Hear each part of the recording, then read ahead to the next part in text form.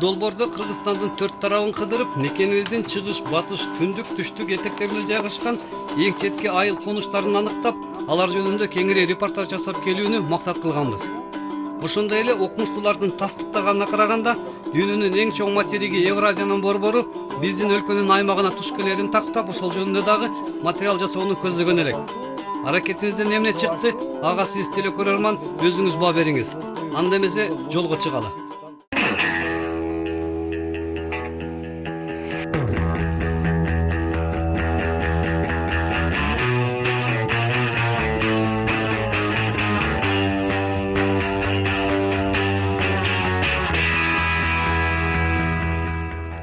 Саякатыбыз өткөн жылы күзүндө Кыргыз көлү Ала тоонун көк берметинен башталды. Күнчыгыштын алыскы бир коңулунда чокусунан аккар көк муз кетпеген бийик тоолордун бир өрөөнүндө Эшкили таш деген айыл бар. Бул жолку сапарыбыздын максаты ошол жерге жетүү эле.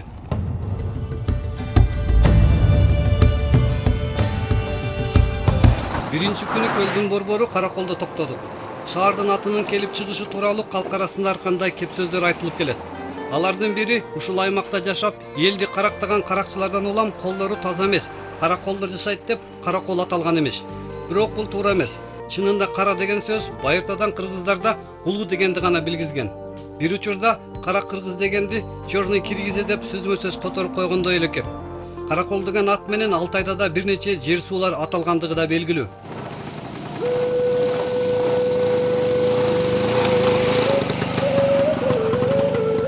Каракол калаасы качан негизделгени боюнча так маалымат жок. Бирок 19-кылымдын аягына чейин ал азыркы аты менен белгилүү болгон. Кылымдын аягында Азиян Изил деген орус аскер саякатчысы Пржевальский ушул жерден дүйнөдөн кайтып, өзүнүн акыркы эрки боюнча сөөгү Караколго коюлган. Ошондон улам орус падышалыгы калаага анын атын ыйгарат. Совет бийлиги орногон соң жергиликтүү элдин нааразычылыгын эске алып, Ленин шаарга өз атын кайтарган. Бирок белгисиз себептерден андан көп өтпөй Сталиндин чечими боюнча кала кайрадан Пржевальский аталып, Совет Союз таркаганга чейин ушул атын сактап келген. Каракол тууралуу алдыда дагы кеп болот.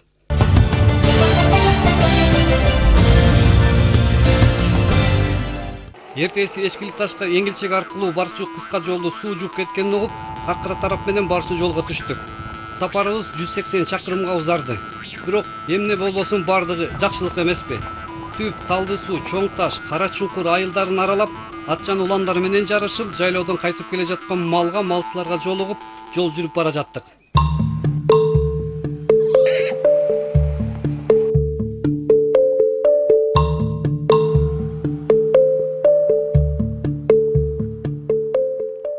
Кылымдардын сырын каткан Санташ бул жерден атынын келип чыгышын аламга катуу чуулган салган аксак темирге байланыштуу деген сөз айтылып келет. Кытайга жасаган жортулуунун башында ушул жерге токтоп, ар жоокерин бирден таш таштасын деп буйрган. Кайра кайтканда бирден таш алга деген экен. Ошондон калган жыйылган сансыз таштардан улам бул жер Санташ аталып калган эмиш.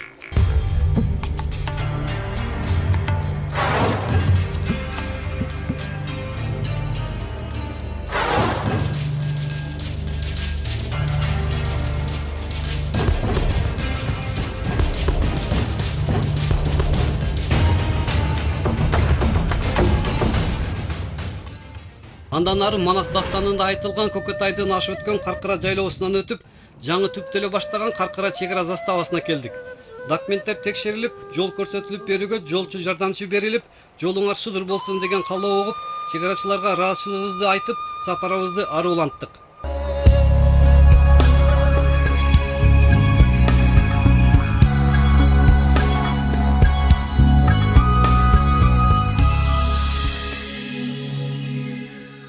Көздүн жоосун алган Каркыра капчыгайы. Ал эми бул капчыгай суусу эки өлкөнүн ортосундагы расмий дагы табигый да чек-ара. Дарыянын аркы жеги Казакстан.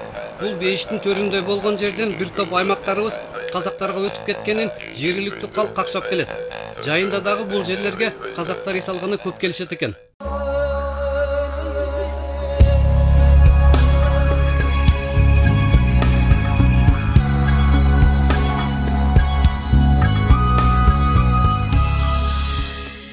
Асман тиреген акчокулар, ак муз баскан асказоолор, көктү мээлеген карагайлар. Көрктүү кооз мекенибиздин Токой тоолоруна суктанып кубанып, ал эми бул жака келгенге жакшыраак жол жоктугунан өкүнүп бара жаттык. бир мамлекеттик чек араны бузуп өтүп, Казакстан аймагына кирип, кайра Кыргызстанга кайтып, жол жүрүп отурдук.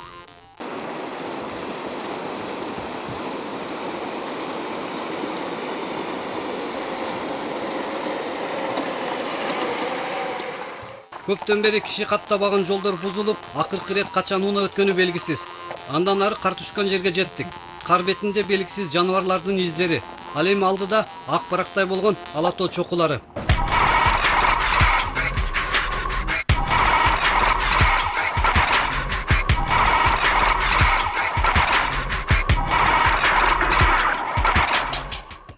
Ак тоо ашуусу деңиз деңгээлинен 3650 метр бийиктикте жайгашкан. Азыр биз Сары Жаз өзөнүнө түшмөкчүбүз. Ал жерде Кыргызстандын эң чыгышында жайгашкан Эчкили таш айылына бармакчыбыз. Улуу тоонун койнунда Теңир тоонун этегине жайгашкан мекендештерибиздин турмуш тирилчиги менен таанышып келмекчибиз. Бул жерден Ала тоонун пири Хан Теңир чокусу көрүндү. Чокунун атын байыркы бабалардын жана дайымкы түрк тилдүүлөрдүн дүйнө таанымын түптөгөн теңирчиликке байланыштырып келебиз. Көктүн кудайы, биз эң чоң кудайыбыз Теңир эмес беле? Теңир, анан Умайене дешип. Хан Теңир деп кыргыздар ошол түрк Теңирянсы ишенген элдери, түрк элдердин көбү Теңирге ишенишкен. Бул чокул тоолордун, кудайлардын кудайы. Хан Теңири баягы Теңирлердин Теңиринин кудайынын чокусу деп ушундай элишкен. Чокунун атынын так келип чыгышы Хан Теңир кайсыл өлкөгө караштуу дегенде эле талашпойдун калууда. Учурда Хан Теңир чокусу аркылуу Кыргызстан, Казакстан, Кытайдын чек арасы өтүп, тоо 3 өлкөгө караштуу дешет. Кандай гана болбосун, эч кандай расмий чек араны тоготпогон альпинисттер үчүн бул чоку альпинизм меккеси.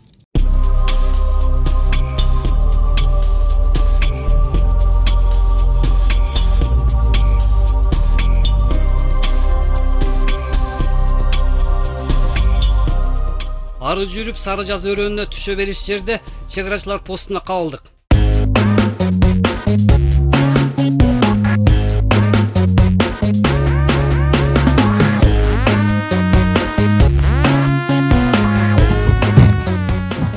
Ошентип бул сапарыбыздын максаты болгон Эчкили ташка жетип келдик. Биринчилерден болуп бизди топоздор тосуп алышты.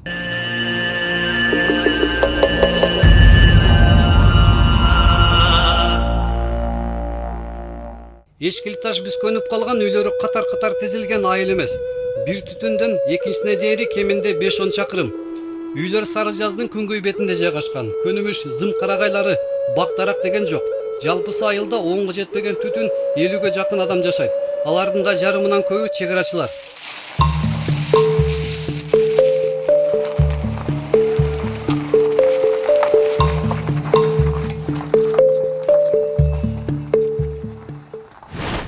Эчкили таш Кыргызстандагы адамдар жашаган эң суук жерлердин бири. Кыш шилдесинде бул жерде термометрдин шкаласы -50 градуска чейин түшүп барат. Ушундай татаал табигый шарттарда мекенибиздин чыгышындагы эң четки чегин Эчкили таш чек ара заставасы кайтарып келет. Рейс! Отставить! Резче! Рейс! Мырра! Рейс рину! Товарищ капитан, личный состав парень застава на боевой расчет построен. Заместитель начальника состава лейтенант Джапаров. Здравствуйте, товарищ Парижский. Вольно! Застава Совет бийлиги учурунда 1969 жылы СССР менен Кытай Эл Республикасынын мамилелери курчуган мезгилде курулган. Деңиз деңгээлинен 3020 метр бийиктикте жайгашкан. Жылдын ноябрынан март айына чейин жолдор жабылып, чек арачылар калың кардын камагында калышат. Биз келгенде кышка дайырдык көрүлүп, заставага көмүр күйүүчү майлар жеткирилип жатыптыр.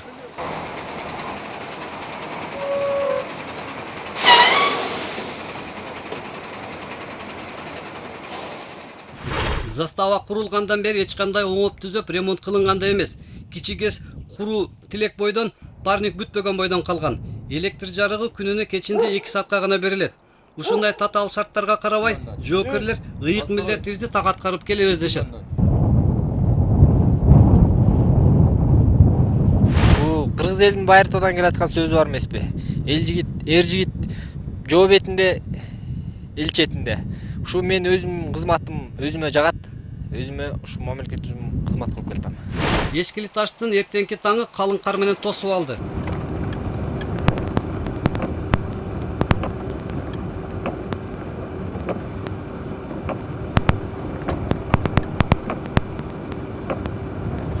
Бул 2 бөлмөлүү үй чоң коро сарайлар 32 жаштагы Нурбек Ургазиевке карайт. Аялы, кызы, жардамчысы 4тө турушат. Алар Ак Суу районунун Эрге Таш айылынан. Эчкили Ташта 2-жылы кыштап жатышат. Бир колунда бар кишинин малчысымын дейт Нурбек. Анын жорго күлүктөрүн, өзүнүн уй кой эчкилерин кошуп карайт. Аяктан деген чөп көп керек да. Аяк аз эле керек да. Кыш аябай суук болгондо эле чөп салабыз анча-анча. А так постоянно салбайбыз да. Бул жерде жайкысы мал караганга өтө ыңгайлуу болгону менен кышкысын чөп-чарды, жемди Каракол Ак Суудан тартып келебиз. Коңшу колоң алыс болгону менен тез-тез катташып турабыз дейт. Кышында деле болот, жайында деле болот. Туулган күн болот, жентек болот, тушо той болот. Ушундай эле той, кыргыздын тойлорунда эле барып майрамдарда чогулабыз. 1-май, Нооруз дегендерде. Үй түйшүгү Нурбектин жубайы Айдайда. Ал өз учурунда Караколдун соода техникумун бүтүргөн. Минтип ак булуттардын арасында жашап калам деп жет уктасам түшүмө кирген эмес дейт. Башында көнбөй аттык, азыр көнүп калдык. Наоборот, айылдан кайра бияка качабыз. Көп элден алыс тоо арасында жашап калышканына Ургазиевдер өкүнүшпөйт. Бири-бирибизге аяр мамиле кылып, адам аз болгондуктан бу көңүл багып, сый мамиле кылууга аракет кылабыз дешет. Таарыныч деле жок. Кайдан киши жок болсо кайдан таарынышабыз. Наоборот, сый болобуз да.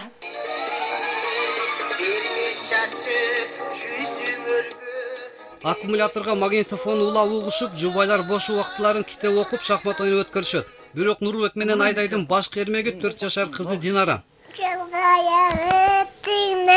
Койнунда сагынышбай, үзүлбөгөндөн үмүтүмүшбөй жанай. Жакын арада жаш балдар жок болгондуктан Динара чоң кишилер эмне кылса ошого аралашам дейт. Атасы менен ат мингенди жактырат. Чыныгы малчы кыргыздын кызы катары жаштыгына карабай өзү да ат минет. Чыйрак кыз.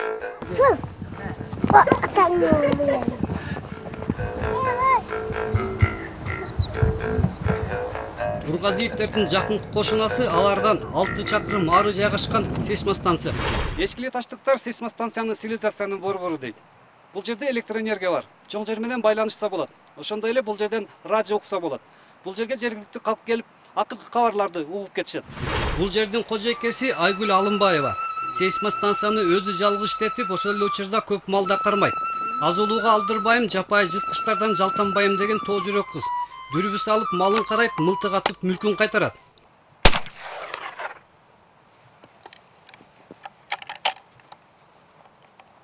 Айгүл ата-энесинин кесибин улап, көп жылдан бери жер тыншап, сейсмолог болуп иштейт. Передай информацию 27, сейсмограмма 527. Время в очаге.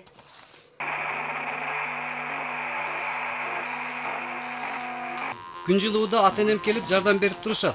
Жылдын көп мезгили бүт чарбаны өзүм эле жүргүзөм дейт. Жаштардын жапырт шаарларга качканын түшүнбөйм, колдобойм дейт ала толук Айгүл. Бишкекке барган жаштарды деле көрүп атпайбызбы? Аякта бияка караганда түшүп көрүп, аякта акча табыш кыйын. Мындай эметкенде өзүбүздүн жашообуз жакшы биякта. Акчабыз жакшы, зарплатабыз жүрүп атат, малыбыз бар. Бишкек менен Караколду карап отурсаң, радиодон жаштардын баарын угуп атпайсыңбы? Жоктон башка эмне айтып атышат? Бияк жагат мага. Айгүлдүн Эчкил Ташка келгенине 15 жыл болду. Чек ара аймагында жашоо кошумча жоопкерчилик экенин белгилейт. Эчкил Ташта пограничниктер кандай милдет кылса, биз деле ушундай милдет кылып атабыз. Аларга колубуздан келишинче биз деле жардам беребиз, карашабыз. Биз деле милдеттүүбүз. Себеби чек арада жашап аткандай биз да чек араны караш керекпиз да. Улуу тоодо жашап, бийиктен байкаган Айгүл мекенибиздеги абалга тынчсызданат. Эл деген эл экенбиз, ой берет экенбиз дейт.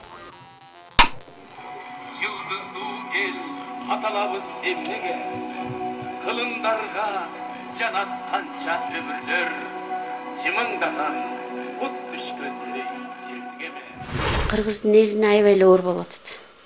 Себеби бул радиодон угуп отурсаң, дүйнө жүзүндө жана BBC деген каналда жалаң эле Кыргызстанды айтып атат. Өзүң мындай отуруп, өзүң уяласың.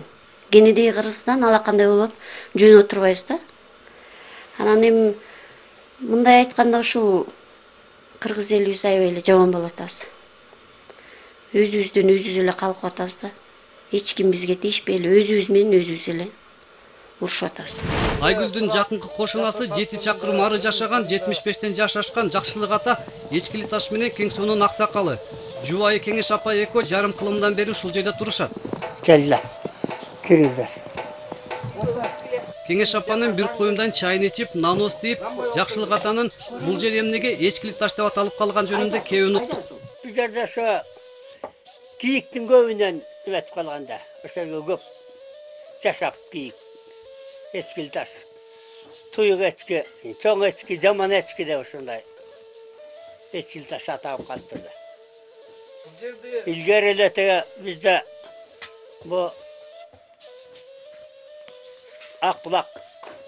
Акбулоңдук Кончой Мерген деген киши бар экен.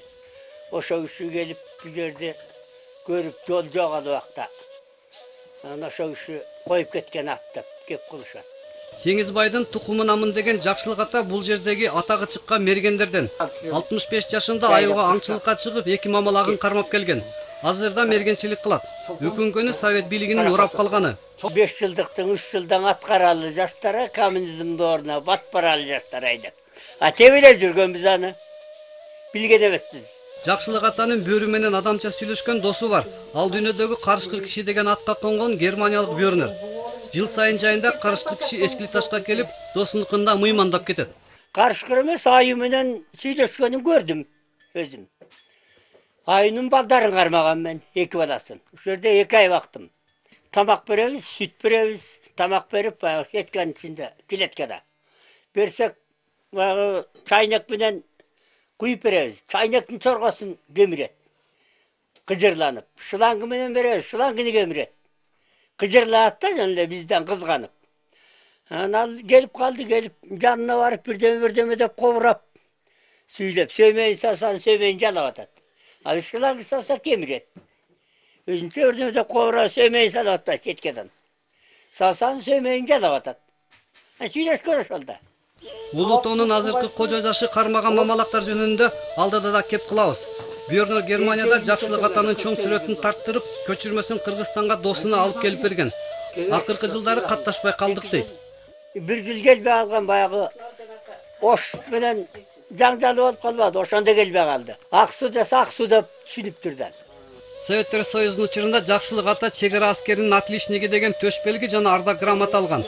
Кытай менен мамиле начар болуп турганда чегарачылардын чоңунун суранычы менен алар билбеген Кытайга кеткен жолду көрсөтүп бергенмин дейт. Кеңеш апа 72 жашта. Жаш кезинде сол колун сууга күйгүзүп майып болуп калган. Карыганда оң колун сындырып, шак-шак коюп өзүм эле айыктырып алдым дейт. Жайында колдорунун ооруганына, карылыгына карабай, 10дон ашык уй бейс айт, небирелерин карайт. Караколго келип жашаңыз деген балдарынын айтканына көнбөйт. Түшкүм келбейт. Балдар жүрдөйт кетебиз дейт. Отура бербейсиңби деп. Балдарды бөлүп койгон уулум. Өз-өзүн жоокат кылгыла деп. Жулкан талашпай деп. Биз өзүбүзчө жашай беребиз. Айылга эмне барам деп. Самогон издеп өсөм. Самогон ичесизби? Ооба. Ал өзүбүздүн таттуу тамагыбызды, саяктардын өздөрүнүн таттуу тамагы. Аксакалдын ак батасын алып биз да жолго чыктык. Жакшы эмеспи, балдар? Ак жолуңар ачылып, ар тилеңер кабыл болуп, жолуңар шыдыр болуп, жакшынакай айылга эл журтка баргыла.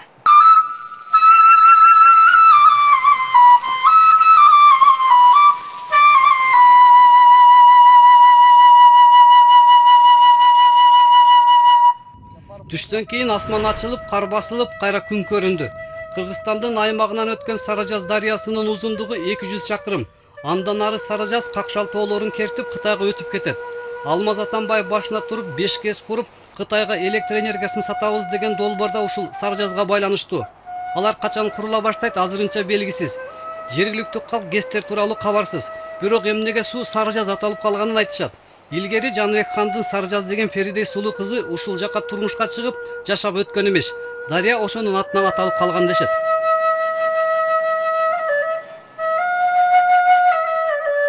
Табигаттын коздугунан тышкары Сарыжаз өрөөнү кең байлыктарга да мол жай.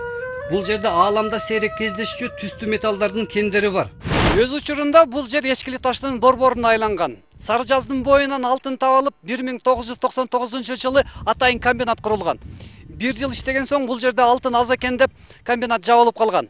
Бүгүнкү күнгө чейин ал ишкананын калдыктары жергиликтүү калкка курулуш материал болуп берүүдө.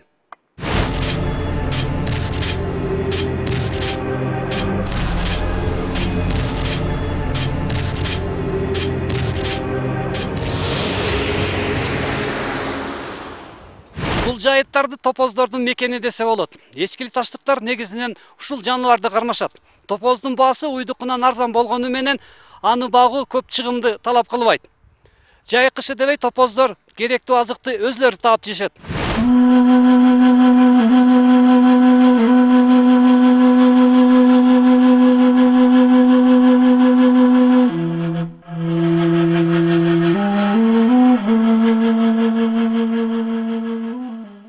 Сара жазын аркы жээгиндеги көлдү улуу толуктар жашыл көл дешет. Алардын айтымында көлдүн түбү жок эмес. Жакындап барсаң балык жайнайт дешет. Тереңдигин эч ким текшерген эмес. Ошондон улам түбү жок деп айтылып калган экен.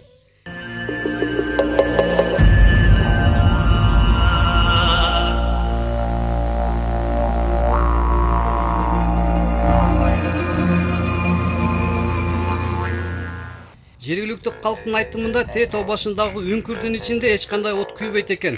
Фонарик менен да ичин жарык кыла албайсыңар дешет. Суу жегинен үңкүргө чейинки бийиктик 300 метр болгону менен ага жете албай кайтканбыз.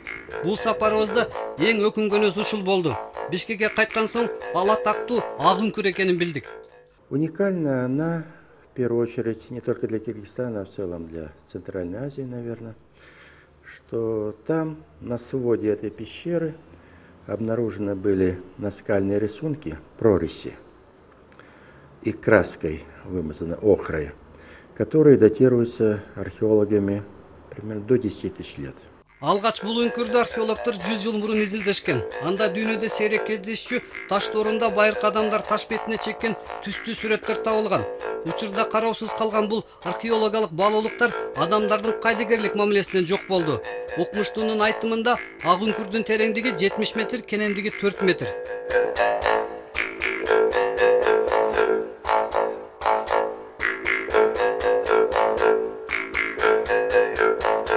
Дагы бир уламыш боюнча Манас атанын сөгү Хан Теңирдин этегине ушул эчкили ташка коюлган айтылат. Айкөлдүн акыркы эрки ушундай болгон эмес. Мүмкүн мунун дагы чындыгы бардыр. Басылган жетим табылып, жүрмөк болду бакайган, атасы жакыткан көздөй камалып, билбегенди билгизген, билимдүү бакайыр ошол, туйбаганды тойгузган, тойгондун кара көз ошол, жаңырыктын Манас жөнүндө каарылар кеп кылса, жаштар эчкили ташка 1991-жылы август айында учуучу тарелка башка планеталыктардын аппараты кырсыкка учурап, кулап түшкөн дешет. Аны көргөндөр жок болгону менен азыркыга чейин издеп жүргөндөр бар.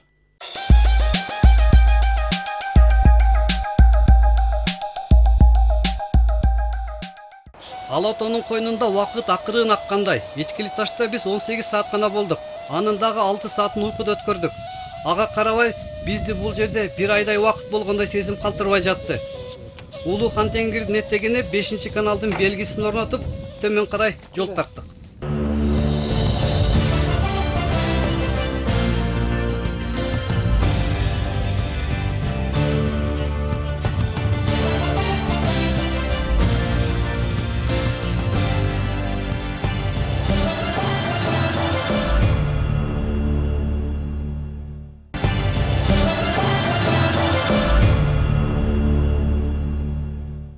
Сыккөл областынын борборуна кайткан соң биринчи эле кезекте Каракол зоопаркына башпактык. Бул Кыргызстандагы жападан жалгыз калган зоопарк.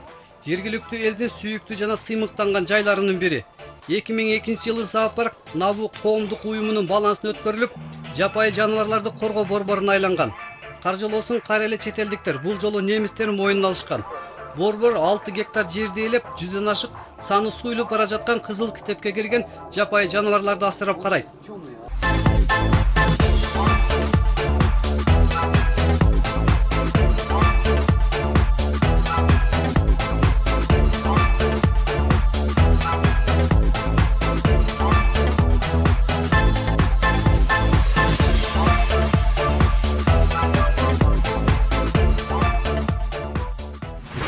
жашылык ата кармаган 2 мамалак бүгүн Караколдун зоопаркында жашашат.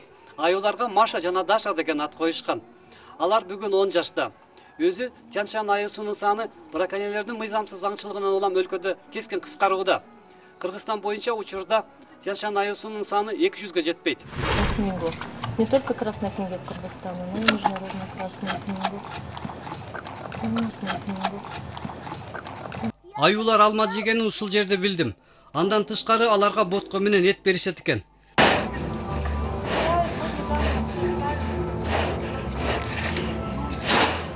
Зоопарктын эң карктаң тургуну түштүк америкалык лама. Ал эми бул карышкырдын бөлтүрүгү менен Азиат породасындагы дөбөт бир капаста турушат. Бөрү баласы ит болбойт дегенибиз менен бөлтүрүк ит менен дос болот экен. Германиялыктар баккан үчүнбү бөлтүрүк немис тилинде гана түшүнөт дейт зоопарк ээлери.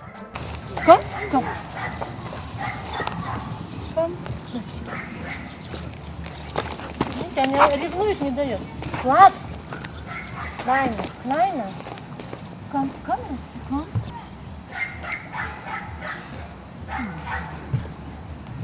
Ал эми бул кайберен тукумдары былтыр чүйдөн алынып келинген. 22 кызыл китепке кирген аркар, марал, кулжалар бир жеке фирманын короосунда мыйзамсыз кармалган. Азыр жаныбарлар адамдарга көнүп калышты. Бизди кабатыр кылганы алардын мындан аркы тагдыры кандай болот дейт зоопарк директору. Анын айтымында Феликс Кулов өкмөт башчысы болуп турган учурда кайберен тукумдарынын баарын Москва зоопаркына белекке берүү чечимин чыгарган. Зачем давать всех животных? Когда у нас здесь есть свой центр, у нас есть свои дети, у нас здесь свое население, которое точно так же ни разу не видели.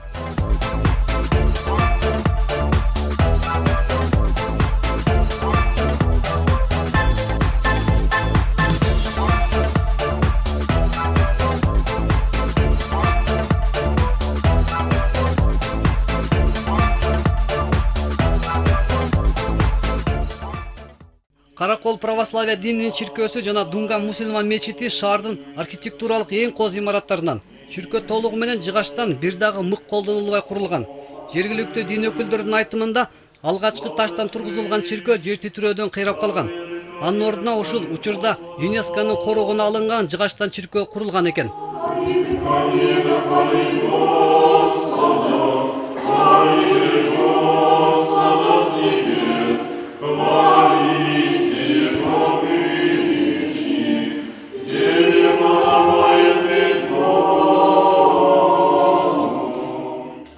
Ал эми бул мечит өткөн кылымдын башында кытайлык архитектордун жетекчилигинде салынган. Мечиттин жыгач жасалгалары 3 жылда даярдалып, имарат өзү 3 айда курулуп бүткөн. Кеңеш бийлиги заманында мусулмандар сыйынуучу жай талкаланып, азыркыга чейин баштапкы калыбына келтириле элек. Аллахумма раббана атина фид дунья хасанатан ва фил ахирати хасанатан ва қина азабан-нар. Аллаху акбар. Дагы бир көлдүн борборунун атагын чыгарган нерсе Каракол ашланфусу. Бул тамакты Кыргызстанга 19-кылымдын 70-жылдары Кытайдан качкан дунгандар алып келген. Анда мусулманчылыкты кабыл алган араб менен Кытай кызынын тукумдары дин аралык кагылышуудан улам ала тоого баш бенек издеп келишкен. Камыр менен крахмалдан турган бул тамак Караколдун көп жерлеринде сатылат. Кафе ресторандарында, көчөлөрдө, базарларда. У нас все кушают, и студенты, и пожилые пенсионеры, и учащиеся, все. Ашпозчулардын айтымында Каракол ашланфусун өзгөчө даамдуу кылган сыры байыркы рецепттер боюнча жасалган уксузда.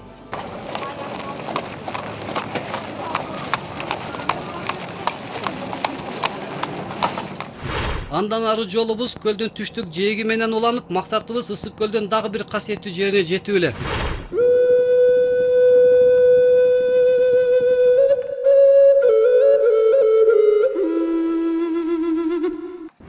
Дүйнөгө атагы чыккан Израилдеги Туздуу деңиз же болбосо орусчасы Мёртвое морёден дарылоо касиеттери боюнча ашса ашат, бирок эч кем калышпаган суу Кыргызстанда дагы бар экенин көп эле мекендештерибиз билбесе керек. Ал Тоң районундагы Туз көл. Эң өкүнүчтүүсү бул жака келүүчү жолду жол деп айтууга оозуң барбайт. Болбосо чоң жолдон Туз көлгө чейинки аралык 15 километрге жетпеген жол. Сууга жакындаган сайын аба шоржуттангандыгы даана билине баштайт. Өзү Туз көлдүн суусун суу деп деле айтууга болбойт, себеби суу абдан шордуу. Ошондон улам бул көлгө чөгүп кетүү мүмкүн эмес. Израилдеги Өлүк деңиздин шордуулугу 42% экени белгилүү. Биздин көлдө бул көрсөткүч андан кем эмес. Бир чака сууга жарым кап тузду толук эритсе, ошондо ал суюктук Туз көлдүн суусуна жакындайт. Бирок жаратылыштын сыйкыры менен жаралган Туз көлдүн суусуна курамы боюнча жакындабайт дагы. Составы боюнча жана Израилдеги мертвое озеро деп коет, эми өлүк көл деп. Ошого окшош экен. Эми алдын составында минералдык туздар абдан көп экен. Жапай туристтер деп койсок болот. Же оорулар барып, ошол жерден сууга түшүп дарыланышат экен. Эми көпчүлүк учурда бул терисине жара чыккандар, кээ бирөө баягы нерв оорусу, эми ар кандай оорулар барат экен. Көл алгач мындан 20 жыл мурун изилденген. Андан бери көлдүн дарылоо касиеттерин пайдалануу үчүн эч кандай шарттар түзүлгөн эмес. 5 жыл мурун Туз көл айланасындагы жерлер менен 49 жылга жеке дыйкан чарбасына ижарага берилип кеткен. Жай мезгилинде Туз көлгө дарыланууга адамдар Кыргызстандан гана эмес, чет элден дагы көп келишет.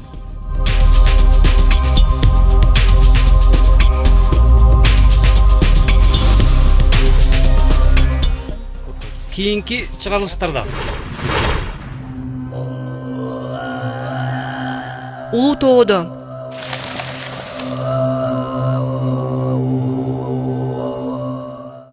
дароо өт, тез өт деген маанайда ошол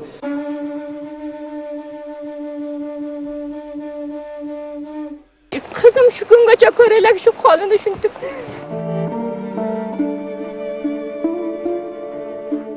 Өзбек аскер учактарынын бомболоосуна калган кыштак катары белгилүү.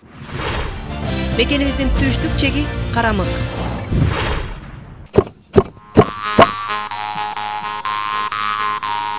Атак алыска кеткен Баткен килемдери.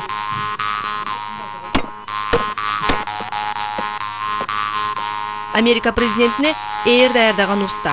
Негизгиси 13 бөлөктөн турат. Мына бир өзү. Мекенибиздин батыш чеги Көк Таш.